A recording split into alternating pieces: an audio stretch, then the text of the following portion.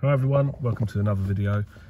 Today I'm going to be having a quick look at this 2019 Range Rover Evoque.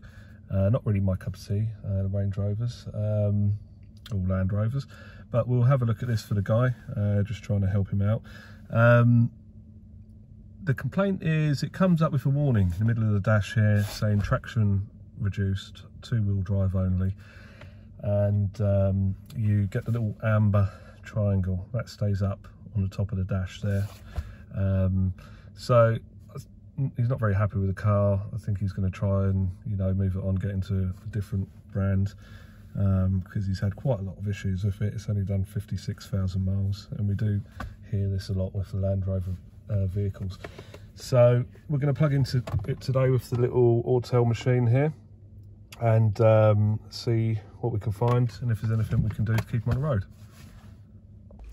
Okay, so we're plugged into the four-wheel drive module here, and we've got this fault code, P1889, permanent fault with the oil pressure pump performance actuator stuck. So I've done a little bit of research on this, and it looks like this is related to the Haldex unit in the back. That's where this oil pump actuator is. So let's get underneath and have a look what we're dealing with. Okay, so underneath the vehicle now at the back, we're looking at the rear Haldex unit, which is this unit here. It goes into the rear diff, and it transfers the drive from the prop shaft into the diff. They can be, from what I hear, fairly problematic. They've always been a little bit of an issue on all the Land Rover models, and it seems like that's still the case. Now, the fault code that we've got is relating to this unit on the back here, which is the pump actuator, which pumps the oil in the Haldex unit. Now, whether there's an electrical issue, it's a possibility. You've obviously got quite a bit of wiring going on here. Up there's a loom, goes up there into the bodywork. Looks like there's a module here on the side of it. That's a module. But what I'm going to do today is take this out, take the pump out, because that's what's coming up as a fault, have a look at it and see if there's any evidence of problems with that, and go from there, really. Now, I've already removed a plate off of this, which I'll show you now. So we've got this plate on the back here, or on the underneath of it, so that goes on there, that shields all of that. So if you're wondering why yours looks a bit different, so that comes off fairly easily. It's got 3 8mm bolts in it, and that comes out of the way. So let's get it out and have a look. It looks like there's only 2 bolts holding it actually, so there's a 10mm there and a 10mm up the top there, just there. And then hopefully that should pull out from what I've been told. Right, so we've got the oil pump out now, it's on the bench, and to be honest, it's in a bit of a sorry state. Here's the part number in case you're interested. But looking at the end of it, it is absolutely caked in. Not really sure what this is. I'm guessing it's probably friction material off the plates inside the Haldex drive. A mixture of that, probably bad oil. I understand these need to be serviced fairly regularly. So if you own one of these vehicles, please advise the garage to service your Haldex system. But yeah, as you can see, it's absolutely clogged solid, really. You know, that's a gauze on the end of there, and I can't see how any fluid would get through it. Also, it doesn't appear to be actually moving the motor of this pump. I did quickly probe it, and nothing happened at all. So I'll probably have to strip it down a bit further and have a look at it. But here's the gauze. I've started to clean it out. You can actually see through it now, which is good. But it's caked. It's caked in this stuff. I don't know what it is, but I think it's partially bad oil or old oil. Even though this vehicle's only done fairly low mileage. So yeah, keep up on your servicing, guys. If you want to take this off, there's a little Torx belt there. 2 of those hold the gauze filter on.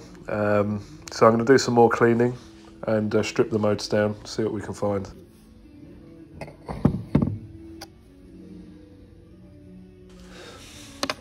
Right, so looks like I found out what's wrong with the motor. So I've got the end off this unit now, and it's absolutely full of dust. This is where the brushes of the motor have worn down to almost, well, I'd say almost nothing. There's still a fair bit left, but what has worn down has just been spread around the inside of it, and it's got all over the contacts. As you can see here, look at this. Tap it out. It's absolutely full of crud. So I'm going to blow this out and clean it up and see if I can get it working. But this unit really wants replacing. It's definitely got issues. As you can see inside the Haldex unit here, that's also full of crud. So I'm going to try and clean this out as best I can. See what happens. See if we can clear that fault code. But this certainly wants further investigation and wants a full strip down really, to give it a proper oil change and to see where this material is coming from. Right, so we've got everything back together. This pump seems to be working now, or the motor's turning anyway. So I've reassembled it all, and yeah, I've popped it back in. I've cleaned out as best I can the area that goes into in the Haldex unit. Now, you know, the amount of debris I've found, I'm not too happy about it. I think the proper job really is to remove this whole unit, you know, remove the prop shaft, strip it down entirely.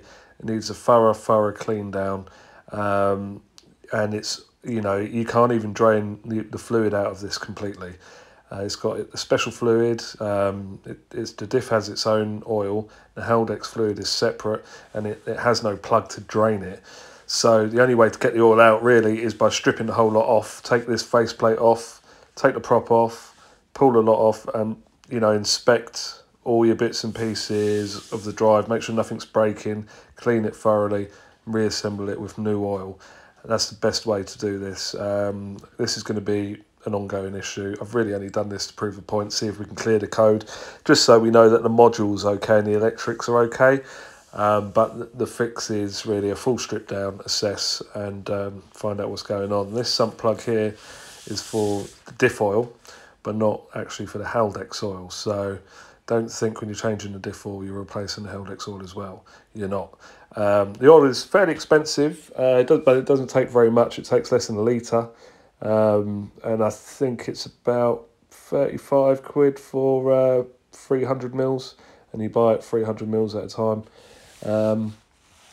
So yeah, get to your local garage or Land Rover specialist. Make sure you keep this changed regularly so you can avoid issues. And if you're having issues, you know, get it stripped down and done properly. And certainly get all of the oil out of there, because you don't want that swimming around. And you really can't change the oil properly without stripping the unit down. I'm sure there's other videos probably gone a bit more in depth than me. But just thought it may be helpful for some of you. Next thing is, now I'm going to sort of plug into it, see if I can clear the fault codes. There were permanent codes before, so that would be interesting. But now the motor's working and the pump's actually turning, hopefully the wiring's okay and the module's okay, and then I can advise the guy what he needs to do in future. Obviously I've topped it up with oil. I lost about 350 millilitres, so I've topped it up with the correct amount before I give it a try. Right, so just back from the road test. No lights on the dash at all, which is good. This was a permanent error before. As soon as you started the engine, there was a permanent fault code for two-wheel drive. Just going back into the four-wheel drive system module here, all-terrain module, and we'll have a look just to see if there is any fault codes in it.